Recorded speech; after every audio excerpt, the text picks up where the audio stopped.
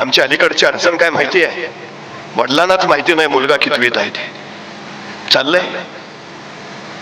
चाललंय पोरांच्या नावावर पैशाच्या ठेवी ठेवण्यापेक्षा त्याच्या नावावर जर संस्काराच्या ठेवी ठेवल्या तर नावाला आणि घरालाही शोभा येईल.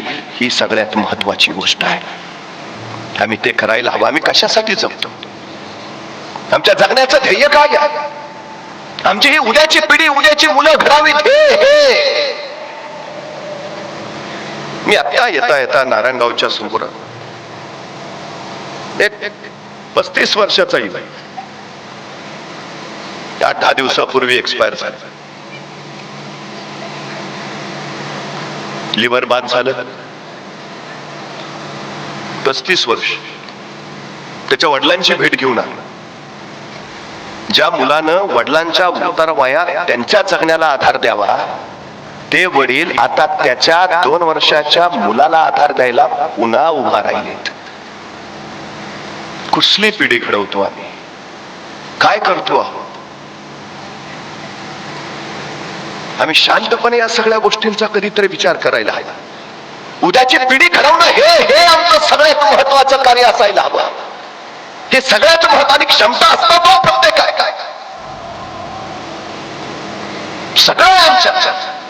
सगळ्याच गोष्टी सगळ्यांमध्ये कधीच नसतात, पण गुणातच नाही अशी एखादी गोष्ट आपल्यात असते. हे महत्वाचं आहे. त्याच्या बळावर आपण जग जिंकू शकतो. हल्लीची परिस्थिती अवघड झाली. मी परवा एका मुलाला विचारलं, काय रे 100 मीटर पळशील का? तो 2 मिनिटं माझ्याकडेच बघत बसला. अरे म्हणलं 100 मीटर पळशील का? त्याने मला परत विचारलं 100 मीटर म्हणजे किती? मग माझ्या लक्षात आलं. मग त्याला विचारलं, म्हटलं काय खेळबीळ खेळतोस का? नाही. म्हटलं सगळे खेळ खेळतो. क्रिकेट खेळतो, फुटबॉल खेळतो, व्हॉलीबॉल खेळतो, बॅडमिंटन खेळतो. म्हटलं एवढे सगळे खेळ खेळतो, मग दिवसभर मैदानावरच असतोस का काय? तो म्हणला मैदानावर नाही, मोबाईलवर खेळतो. म्हटलं मग बरोबर आहे, तुला 100 मीटर कळणारच नाही. मोबाईलच्या स्क्रीनवर तुला कसं 100 मीटर कळणार?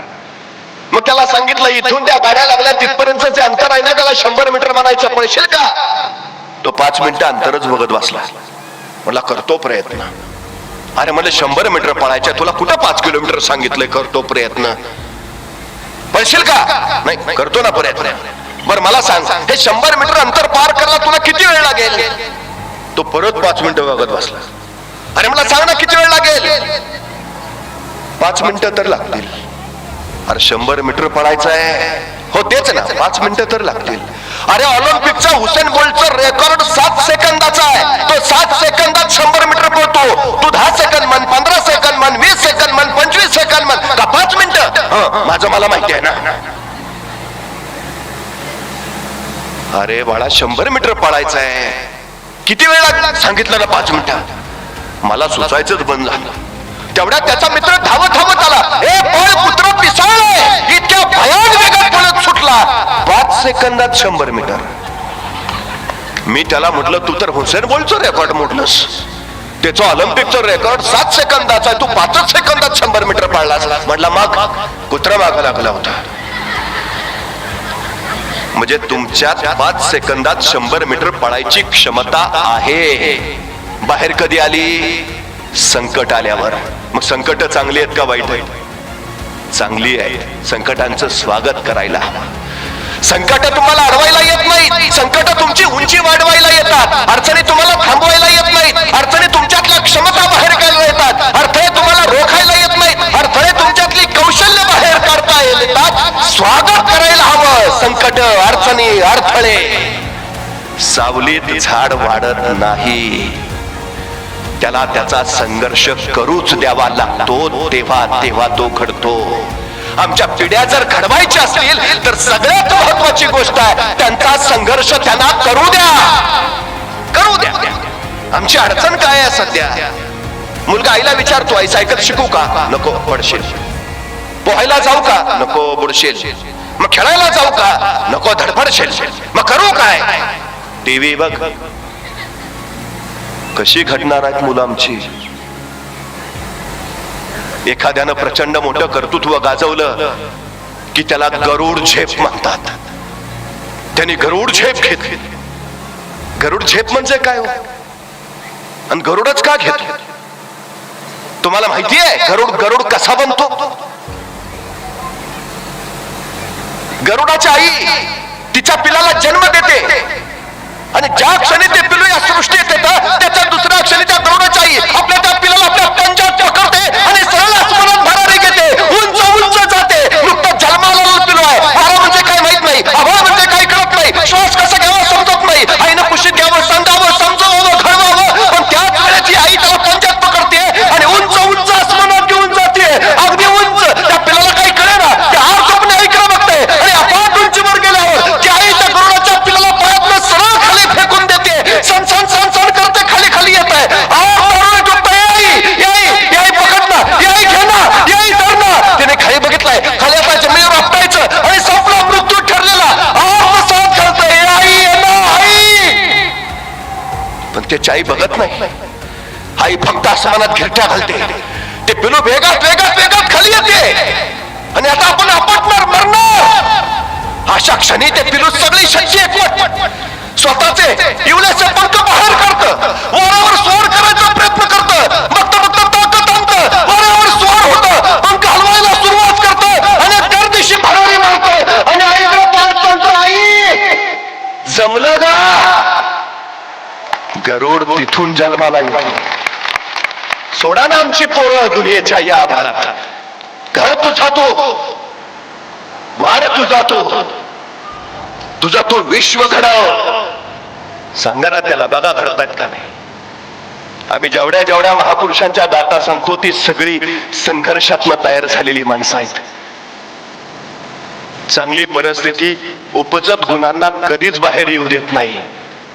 तुमच्यातले गुण बाहेर काढायचे असतील तर परिस्थिती खडतरच हवी.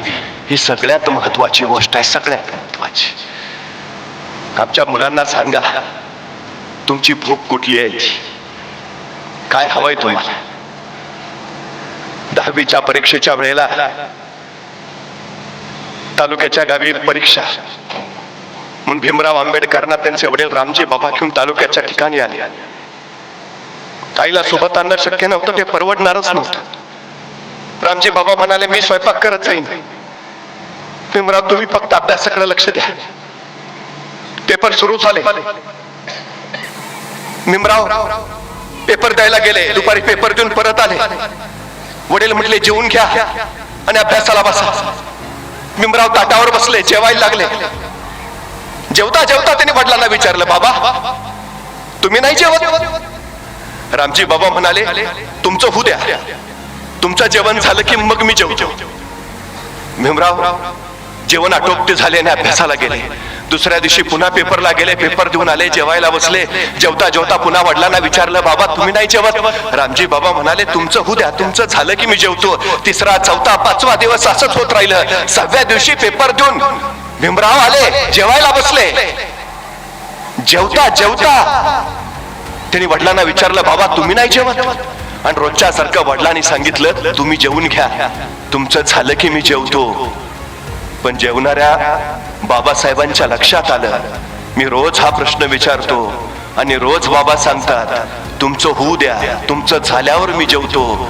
पण गेले 5 दिवस मी पाहतोय माझं जेवण झाल्यानंतर टोपलीत भाकरीच शिल्लक राहत नाही, तर माझ्या नंतर माझे वडील खातात काय? त्याने रामजी बाबांना विचारलं, बाबा मी रोज तुम्हाला विचारतो तुमचं जेवण आणि तुम्ही मला सांगता की तुम्ही जेवून घ्या, तुमचं झाल्यावर मी जेवतो. पण बाबा माझं जेवण झाल्यावर टोपलीत भाकरीच शिल्लक राहत नाही, तर माझ्या नंतर तुम्ही खाता काय? तुम्हाला भूक नाही का लागत? आणि तसे रामजी बाबा म्हणाले, भीमराव माझी भूक या भाकरीनं भागणारी नाही. तुम्ही एवढे मोठे हो की तुमच्या त्या मोठेपणाकडे बघूनच माझी भूक थांबेल. माझी भूक अन्नानं नाही, माझी भूक तुमच्या ज्ञानानं शमेल. भीमराव एका पित्याची भूक होती, आपला पुत्र मोठा व्हावा. का घडले डॉक्टर बाबासाहेब आंबेडकर? गरिबी होतीच हो, पुस्तकं घ्यायला पैसे नव्हते. पण अमेरिकेच्या कोलंबिया विद्यापीठात जर गेला तर आजही तिथल्या प्रवेशद्वारावर लिहिलंय शतकातील सर्वोत्तम विद्यार्थी